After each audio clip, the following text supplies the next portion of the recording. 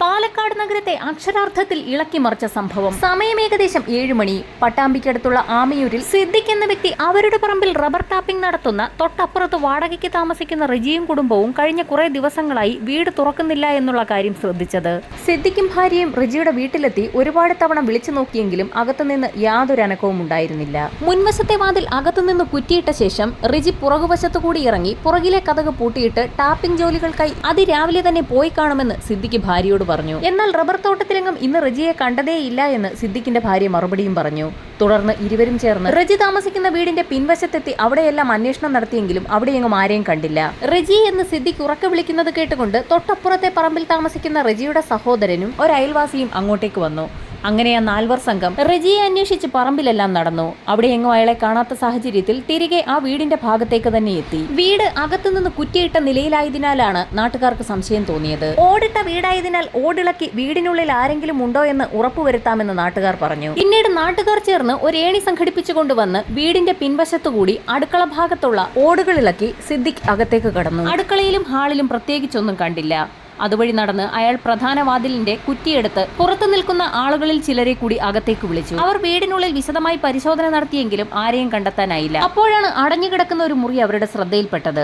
ആ മുറിക്കുള്ളിൽ ആരെങ്കിലും ഉണ്ടോ എന്നറിയാൻ വാതിൽ തുറന്നു നോക്കിയ സംഘം നിലവിളിച്ചുകൊണ്ട് പിന്നിലേക്ക് മാറി. യാതൊരു ചലനവുമില്ലാതെ 2 സ്ത്രീരൂപം കട്ടിലിൽ കമിഴ്ന്നു കിടക്കുന്നു. സിദ്ദിഖിന്റെ ഭാര്യ അവർക്കരികിലേക്ക് നടന്നു വന്ന് ഒന്ന് സൂക്ഷിച്ചു നോക്കി. ഇത് ലിസിയുടെ മക്കളാണെന്നാണ് തോന്നുന്നതെന്ന് അവരൊരു സംശയവും പറഞ്ഞു. റജി ലിസി ദമ്പതികൾക്ക് 4 മക്കളാണുള്ളത്. അതിൽ മൂത്ത 2 പെൺമക്കൾ കോട്ടയത്തെ മഠത്തിൽ നിന്ന് പഠിക്കുന്നതിനാൽ അവരെ നാട്ടുകാരും കണ്ടിട്ടുണ്ടായിരുന്നില്ല.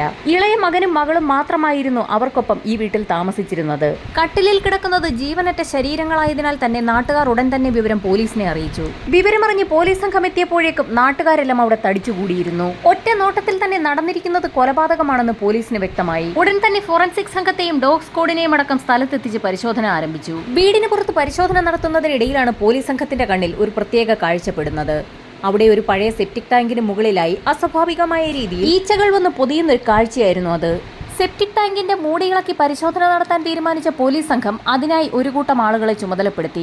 ശേഷം പ്രദേശത്ത് നിന്ന് ലഭിക്കാവുന്ന കൂടുതൽ തെളിവുകൾ ശേഖരിക്കാൻ തുടങ്ങി. കൂട്ടത്തിൽ റിജിയും കുടുംബത്തെക്കുറിച്ചുള്ള കൂടുതൽ വിവരങ്ങൾ സിദ്ദിഖിനോടും ഭാര്യയോടും തൊട്ടടുത്തുണ്ടായിരുന്ന നാട്ടുകാരോടുമൊക്കെ അന്വേഷിച്ചു. സിദ്ദിഖിന്റെ റബ്ബർ തോട്ടത്തിൽ പണിയെടുക്കുന്ന റിജിയുടെ മൂത്ത 2 പെൺമക്കളെയും ആ നാട്ടിലുള്ള ആരും തന്നെ കണ്ടിട്ടുണ്ടായിരുന്നില്ല. കോട്ടയത്തെ മഠത്തിൽ പഠിക്കുന്ന പെൺകുട്ടികളുടെ ഫോട്ടോ ഒരിക്കൽ റിജിയുടെ ഭാര്യ ലിസി സിദ്ദിഖിന്റെ ഭാര്യയെ കാണിച്ചിരുന്നു. അതുകൊണ്ടാണ് സിദ്ദിഖിന്റെ ഭാര്യയ്ക്ക് പെൺകുട്ടികളെ കണ്ടപ്പോൾ ഒരു മുഖപരിചയം തോന്നാൻ കാരണം. റജികുമാറും ഭാര്യയും ഇളയ 2 മക്കളും അവിടെ താമസിക്കുന്ന സമയത്താണ് 2 ആഴ്ചകൾക്ക് മുൻപ് റജിയുടെ ഭാര്യ ലിസി കോട്ടയത്തേക്ക് പോയത്. 2 ആഴ്ചയായിട്ടും ലിസിയെ അവിടെങ്ങും കാണാത്ത സാഹചര്യത്തിൽ സിദ്ദിഖിന്റെ ഭാര്യ അവരുടെ കുട്ടികളോട് അന്വേഷിച്ചപ്പോഴായിരുന്നു ലിസി കോട്ടയത്തേക്ക് പോയ വിവരം കുട്ടികൾ പറയുന്നത്. റബ്ബർ വെട്ടിക്കൊണ്ടിരുന്ന റജി ആ സമയത്ത് അങ്ങോട്ടേക്ക് കടന്നു വരികയും ഏതാനും ദിവസങ്ങൾക്ക് ശേഷം താനും മക്കളും കൂടി കോട്ടയത്തേക്ക് ലിസിയുടെ അടുത്തേക്ക് പോകുമെന്നും ശേഷം കോട്ടയത്തുള്ള തങ്ങളുടെ മൂത്ത 2 മക്കളെ കൂടി ഇവിടേക്ക് കൊണ്ടുവരുമെന്നും റജി ആ സമയത്ത് സിദ്ദിഖിന്റെ ഭാര്യയോട് പറഞ്ഞു.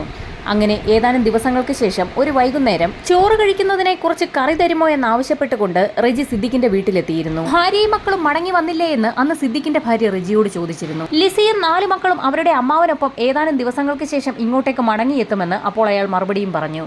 ശേഷം സിദ്ദിഖിന്റെ ഭാര്യ താനുണ്ടാക്കിയ കൂണുകറിയിൽ ഒരൽപ്പം റജിക്ക് കൊടുത്തുവിടുകയും ചെയ്തു. പിറ്റേ ദിവസം റജി റബ്ബർ വെട്ടുന്നതിനായി ആ പരിസരത്തൊക്കെ തന്നെ ഉണ്ടായിരുന്നു. അത് കഴിഞ്ഞ് അയാളെ കണ്ടില്ല. വീട് പൂട്ടിയിട്ട നിലയിലായിരുന്നു. വീടിന്റെ പുറത്തെ പൂട്ട് ഇന്ന് കാണാതിരുന്ന സാഹചര്യത്തിലാണ് അവിടേക്ക് തങ്ങൾ അന്വേഷിച്ചെത്തിയതെന്നും സിദ്ദിഖിന്റെ ഭാര്യ പോലീസിന് മൊഴി നൽകി. വീട്ടിൽ നിന്ന് ലഭിക്കാവുന്ന വിരലടയാളങ്ങളൊക്കെ തന്നെ പോലീസ് സംഘം ശേഖരിച്ചു. നിലവിൽ റജിയെയും ഭാര്യ ലിസിയെയും ഇളയ 2 മക്കളെയും കാണാനില്ല. മൂത്ത 2 പെൺമക്കളാകട്ടെ മരിച്ച നിലയിൽ വീട്ടിൽ കിടക്കുന്നു. പോലീസിനാകെ സംശയമായി. പ്രദേശവാസികളെ എല്ലാം ചോദ്യം ചെയ്തു. അപ്പോഴാണ് ഒരു സ്ത്രീയിൽ നിന്നും ഒരു നിർണായക വിവരം പോലീസിന് ലഭിക്കുന്നത്. ആ സ്ത്രീയുടെ ഭർത്താവ് കോയമ്പത്തൂരിലാണ് ജോലി ചെയ്യുന്നത്. വളരെ വൈകിയാണ് അയാൾ വീട്ടിലെത്താറുള്ളത്. സംഭവം നടന്ന അന്ന് രാത്രി ഏകദേശം 9 മണിയോടുകൂടി ഒരു ഓട്ടോ വന്ന് നിൽക്കുന്ന ശബ്ദം കേട്ട് തന്റെ ഭർത്താവാണെന്ന് കരുതിയ സ്ത്രീ വീടിന് പുറത്തിറങ്ങി നോക്കിയപ്പോൾ റജിയും 2 പെൺമക്കളും ഓട്ടോയിൽ നിന്ന് ഇറങ്ങുന്നത് അവർ ശ്രദ്ധിച്ചിരുന്നു. പിറ്റേ ദിവസമാണ് റജികുമാറിന്റെ മൂത്ത 2 പെൺമക്കൾ മരിച്ച വിവരം അവരറിയുന്നത്. ശരിക്കും നിർണായകമായ ഒരു വിവരമാണ് പോലീസിന് ലഭിച്ചിരിക്കുന്നത്.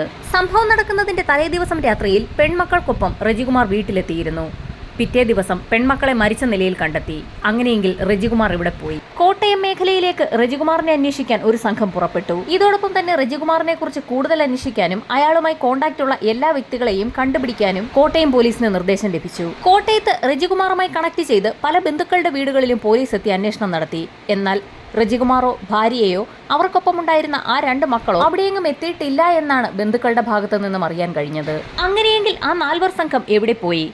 മൂത്ത 2 പെൺമക്കളെയും കൊലപ്പെടുത്തിയ ശേഷം 4 സംഘം അവിടെ നിന്നും സ്ഥലം വിട്ടതാണോ എന്ന് പോലും പോലീസ് സംശയിച്ചു. നാട്ടുകാരോട് വിവരം തിരക്കുമ്പോഴാണ് റജികുമാറിനെ കുറിച്ച് കൂടുതൽ വിവരങ്ങൾ പോലീസിന് ലഭിക്കുന്നത്.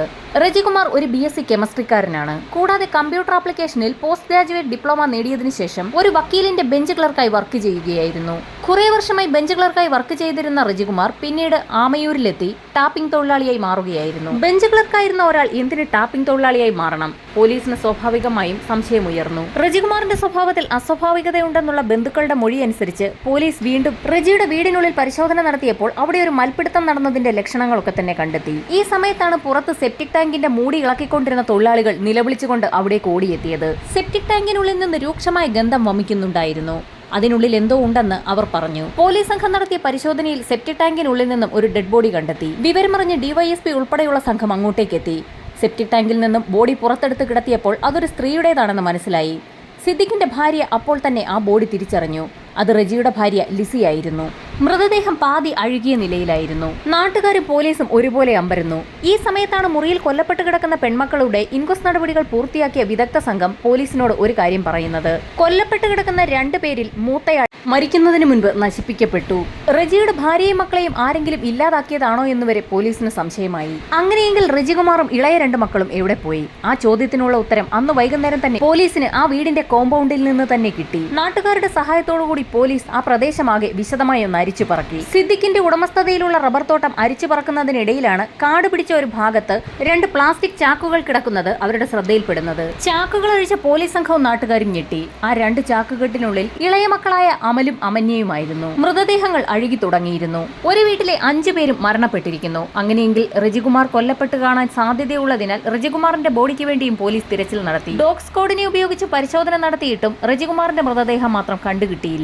ഇതിനിടയിൽ റജികുമാറിന്റെ മൊബൈൽ ഫോൺ കേന്ദ്രീകരിച്ച് നടത്തിയ അന്വേഷണത്തിൽ അയാളുടെ മൊബൈൽ ആക്റ്റീവ് ആണെന്ന് കണ്ടെത്തി. പാലാ, കോട്ടയം മേഖലകളിലായിരുന്നു ടവർ ലൊക്കേഷൻ. ഇതോടുകൂടി 5 പേരെയും കൊലപ്പെടുത്തിയത് റജികുമാർ തന്നെ ആകാമെന്നുള്ള സംശയം ഉയർന്നു. ഒരുപക്ഷെ റജികുമാറിനെയും കൊലപ്പെടുത്തിയ ശേഷം കൊലപാതകി ആ മൊബൈൽ ഫോൺ കൈവശം വെച്ചിരിക്കുകയാണോ എന്നുള്ള പോസിബിലിറ്റിയും പോലീസ് പരിശോധിച്ചു. പോലീസ് കണ്ടെടുത്ത 5 മൃതദേഹങ്ങളും ഇൻക്വസ്റ്റ് നടപടികൾ പൂർത്തിയാക്കി പോസ്റ്റ്മോർട്ടത്തിനായി തൃശൂർ മെഡിക്കൽ കോളേജിലേക്ക് അയച്ചു. ഇതോടൊപ്പം തന്നെ റജികുമാറിനായുള്ള തിരച്ചിൽ ഊർജിതമാക്കി. ഈ സമയത്താണ് കോട്ടയം പോലീസ് സ്റ്റേഷനിലേക്ക് ഒരു ഫോൺ കോൾ എത്തുന്നത്. ഗാന്ധിനഗർ ബസ് സ്റ്റാൻഡിൽ റജികുമാറിനെ കണ്ടു എന്നായിരുന്നു വിളിച്ചയാൾ പറഞ്ഞത്. വിവരമറിഞ്ഞ് ബസ് സ്റ്റാൻഡിലെത്തിയ പോലീസ് സംഘം റജികുമാറിനെ കൈയോടെ തന്നെ പിടികൂടി. കോട്ടയത്ത് നിന്നും ബസ്സിൽ കയറി എങ്ങോട്ടോ രക്ഷപ്പെടാനിരുന്ന റജികുമാർ പോലീസ് കസ്റ്റഡിയിലാവുകയായിരുന്നു. അറസ്റ്റ് ചെയ്ത റജികുമാറിനെ മജിസ്ട്രേറ്റിന് മുൻപിൽ ഹാജരാക്കി പോലീസ് കസ്റ്റഡിയിലെടുത്ത് ചോദ്യം ചെയ്യൽ ആരംഭിച്ചു. കസ്റ്റഡിയിലെടുത്ത റജികുമാറിന്റെ വിരലടയാളം തന്നെ ആദ്യം പോലീസ് പരിശോധിച്ചു. ആ വീട്ടിൽ നിന്നും ആകെ ഒരാളുടെ ഫിംഗർ പ്രിന്റ് മാത്രമായിരുന്നു ലഭിച്ചത്. അത് റജികുമാറിന്റേത് തന്നെയെന്ന് തെളിയിക്കാൻ പോലീസിന് അധിക സമയം വേണ്ടി വന്നില്ല. ചോദ്യം ചെയ്യലിൽ റജികുമാറിന്റെ മൊഴികളിലെല്ലാം വൈരുദ്ധ്യം കണ്ടെത്തി.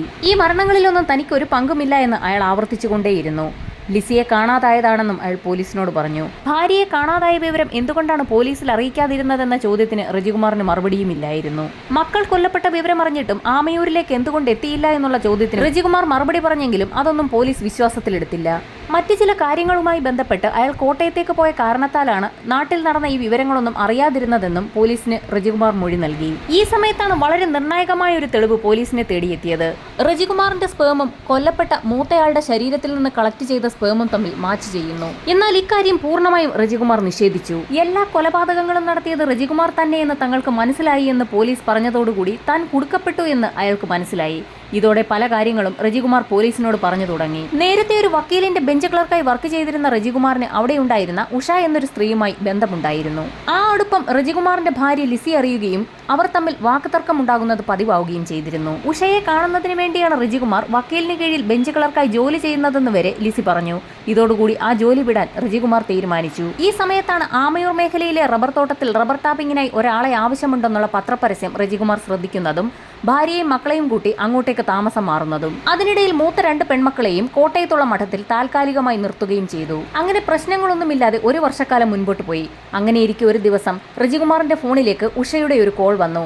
ഇത് കണ്ട ലിസി റജിയുമായി വാക്കുതർക്കമുണ്ടാവുകയും ഇതേ തുടർന്ന് റജി ലിസിയുടെ കഴുത്തിൽ ബലമായി പിടിമുറുക്കുകയും ചെയ്തു. ഏതാനും നിമിഷങ്ങൾക്കകം ലിസി മരണപ്പെട്ടു. ഈ സമയത്ത് ഇളയ 2 മക്കൾ മുറിയിൽ ഉറങ്ങിക്കിടക്കുകയായിരുന്നു. അവരാരും അറിയാതെ ലിസിയുടെ മൃതദേഹം റജി ഒരു മുറിക്കുള്ളിലാക്കി മുറി പുറത്തുനിന്ന് പൂട്ടി താക്കോൽ കയ്യിൽ സൂക്ഷിച്ചു. പിറ്റേ ദിവസം രാവിലെ ഉണർന്ന മക്കൾ അമ്മയെ തിരക്കിയെങ്കിലും അമ്മ കോട്ടയത്തുള്ള സഹോദരങ്ങളെ കാണാൻ പോയിരിക്കുകയാണെന്ന് റജി അവരോട് പറഞ്ഞു. പിറ്റേ ദിവസം രാവിലെ മുറ്റത്ത് കളിച്ചുകൊണ്ടിരിക്കുന്ന കുട്ടികളെയാണ് സിദ്ദിഖിന്റെ ഭാര്യ കാണുന്നതും ലിസിയെക്കുറിച്ച് അന്വേഷിക്കുകയും ചെയ്യുന്നത്. ആ സമയത്താണ് കുട്ടികൾ തങ്ങളുടെ അമ്മ ലിസി മൂത്ത 2 പെൺകുട്ടികളെ കാണുന്നതിനായി കോട്ടയത്തേക്ക് പോയിരിക്കുകയാണെന്നുള്ള വിവരം സിദ്ദിഖിന്റെ ഭാര്യയോട് പറയുന്നത്. സ്വന്തം അമ്മയുടെ മൃതദേഹം തൊട്ടടുത്തുള്ള മുറിയിൽ കിടക്കുന്നതറിയാതെ ആ കുട്ടികൾ മുറ്റത്ത് കളിക്കുകയും അന്ന് ഉച്ചയ്ക്ക് ഭക്ഷണം കഴിക്കുകയും അവിടെ കിടന്നുറങ്ങുകയും ചെയ്തു. കുട്ടികൾ ഉറക്കമായെന്ന് മനസ്സിലായതോടുകൂടി റജികുമാർ ലിസിയുടെ മൃതദേഹം പുറകുവശത്തുള്ള സെപ്റ്റിക് ടാങ്കിന്റെ അടപ്പ് തുറന്ന് അതിലേക്കിട്ടു. തൊട്ടടുത്ത ദിവസം രാവിലെ കുട്ടികളുമായി റജികുമാർ കോട്ടയത്തെത്തുകയും സഹോദരിമാരെ കാണിച്ചു കൊടുക്കുകയും ചെയ്തു. അമ്മയെ തിരക്കിയ കുട്ടികളോട് തങ്ങളുടെ അമ്മയായ ലിസി അവരുടെ അമ്മാവന്റെ വീട്ടിലേക്ക് പോയിരിക്കുകയാണെന്നും റജികുമാർ പറഞ്ഞു. തിരികെ ഇളയ 2 കുട്ടികളുമായി പാലക്കാട്ടേക്ക് മടങ്ങിയ റജികുമാർ രാത്രി 9 മണിയോടുകൂടി ആമയൂരെത്തി. സിദ്ദിഖിന്റെ വീട്ടിലെത്തി രാത്രി ചോറിനൊപ്പം കഴിക്കാൻ അല്പം കറി ആവശ്യപ്പെട്ടു. ഭാര്യയും മക്കളും എവിടെയെന്നുള്ള സിദ്ദിഖിന്റെ ഭാര്യയുടെ ചോദ്യത്തിന് അവരെല്ലാവരും കോട്ടയത്ത് തന്നെയാണെന്നും താൻ ഒറ്റയ്ക്കാണ് മടങ്ങിയെത്തിയതെന്നും അയാൾ മറുപടിയും പറഞ്ഞു. ഇളയ കുട്ടികളുടെ പോസ്റ്റ്മോർട്ടത്തിൽ നിന്നും വയറ്റിൽ നിന്നും കുമിൾകറിയുടെ അംശം കണ്ടെത്തിയിട്ടുണ്ട്. അതായത് അവർ കൊല്ലപ്പെടുമ്പോൾ അവർ കഴിച്ച ഭക്ഷണം ദഹിച്ചിട്ട് പോലും ഉണ്ടായിരുന്നില്ല. അങ്ങനെ ഇളയ മക്കളെയും കൊലപ്പെടുത്തി മൃതദേഹം പ്ലാസ്റ്റിക് കവറിലാക്കി ഒരു മുറിയിൽ മാറ്റിവെച്ചു. പിറ്റേ ദിവസം പതിവ് പോലെ ടാപ്പിംഗ് ജോലികളിൽ ഏർപ്പെട്ടു. റബ്ബർ വെട്ടിയ ശേഷം കറയുമായി റജികുമാർ സിദ്ദിഖിന്റെ വീട്ടിലെത്തിയിരുന്നു. സിദ്ദിഖിന്റെ ഭാര്യ വീണ്ടും ലിസിയെക്കുറിച്ച് അന്വേഷിച്ചപ്പോൾ ലിസിയും മക്കളും അവരുടെ അമ്മാവനൊപ്പം അടുത്ത ദിവസം മടങ്ങി വരുമെന്നും അയാൾ അവരോട് പറഞ്ഞു. ഏതാനും ദിവസങ്ങൾക്ക് ശേഷം റജികുമാറിന്റെ വീട് പൂട്ടിക്കിടക്കുന്നത് കണ്ടപ്പോൾ അയാൾ ഭാര്യയും മക്കളെയും കൂട്ടിക്കൊണ്ടുവരാൻ കോട്ടയത്തേക്ക് പോയതായിരിക്കുമെന്നാണ് സിദ്ദിഖിന്റെ ഭാര്യ കരുതിയത്. പട്ടാമ്പിയിൽ നിന്നും അന്ന് പുറപ്പെട്ട റജികുമാർ കോട്ടയത്തേക്ക് തന്നെയായിരുന്നു പോയത്.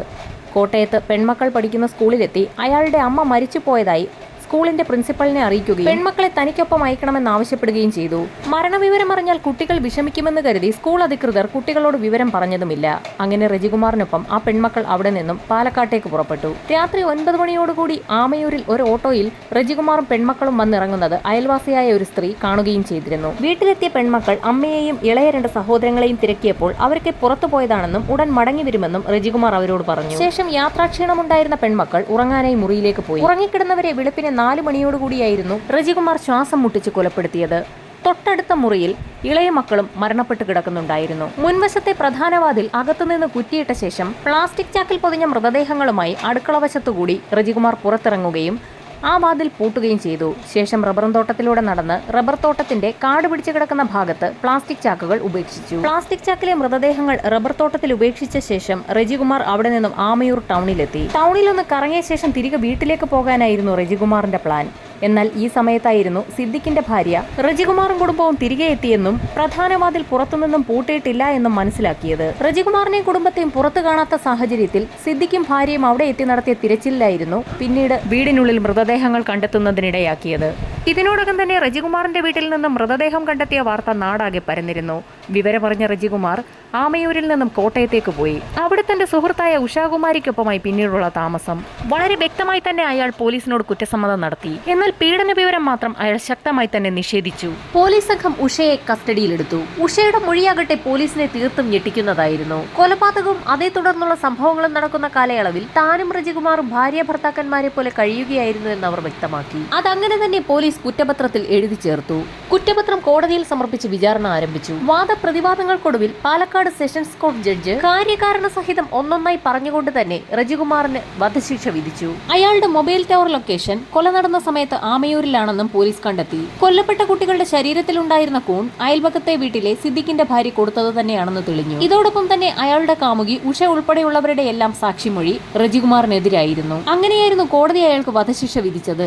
വധശിക്ഷയ്ക്കെതിരെ ഹൈക്കോടതിയിൽ റജികുമാർ അപ്പീലിന് പോയെങ്കിലും ഹൈക്കോടതി അപ്പീൽ തള്ളുകയായിരുന്നു. ഇതോടുകൂടി റജികുമാർ സുപ്രീം കോടതിയിൽ ആപ്ലിക്കേഷൻ ഫയൽ ചെയ്തു. എന്നാൽ സുപ്രീം കോടതിയിൽ വാദം കഴിഞ്ഞതിന് ശേഷം റജികുമാറിന്റെ വധശിക്ഷ സ്റ്റേ ചെയ്യപ്പെട്ടു. ഞെട്ടിക്കുന്ന ചില വിലയിരുത്തലുകളാണ് സുപ്രീം കോടതി നടത്തിയത്. കേസിൽ അറസ്റ്റിലായ നിമിഷം മുതൽ 2025 കാലം വരെ റജികുമാർ ജയിലിനുള്ളിൽ വളരെ മാന്യമായിട്ടേ പെരുമാറിയിട്ടുള്ളൂ. ജയിലിനുള്ളിൽ ഒരു ക്രിമിനൽ സ്വഭാവവും ഇത്രയും കാലയളവിനുള്ളിൽ അയാൾ കാണിച്ചിട്ടില്ല എന്നുള്ള ജയിൽ അധികൃതരുടെ റിപ്പോർട്ടിന്റെ അടിസ്ഥാനത്തിലാണ് സുപ്രീം കോടതി അയാളുടെ വധശിക്ഷ സ്റ്റേ ചെയ്ത് വാദം പൂർത്തിയാക്കിയ ശേഷം ജീവപര്യന്തമായി കുറച്ചത്. എന്നാൽ അതിനോടൊപ്പം സുപ്രീം കോടതി ജഡ്ജിമാർ ഒരു വാചകം കൂടി കൂട്ടിച്ചേർക്കുകയുണ്ടായി. റജികുമാർ മരണം വരെ ജയിലിലായിരിക്കണമെന്നുള്ള നിർണായക വിധിയാണ് സുപ്രീം കോടതിയുടെ ഭാഗത്തു നിന്നും ഇപ്പോൾ വന്നിരിക്കുന്നത്.